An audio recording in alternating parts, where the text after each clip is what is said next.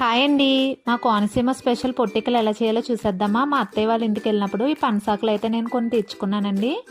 Next దోసపిండిలో కొద్దిగా salt జీలకర్ర వేసుకొని బ్యాటర్ అయితే చేసేసుకోవాలండి. నెక్స్ట్ అయితే ఆకుల్ని వాటర్తో కడిగేసుకున్న తర్వాత గ్లాసులో ఇలా మూడు ఆకులు పెట్టేసుకొని బ్యాటర్ అయితే వేసేసుకోవాలండి. నెక్స్ట్ పిల్లల కోసం కొన్ని తీపి పొట్టికలు కూడా చేస్తున్నాను. అందులోనే బెల్లం తురుము కొంచెం ఇలాచీ పౌడర్ వేసుకొని కలిపేసుకొని గ్లాసుల్లో ఫిల్ చేసేసుకోవాలండి.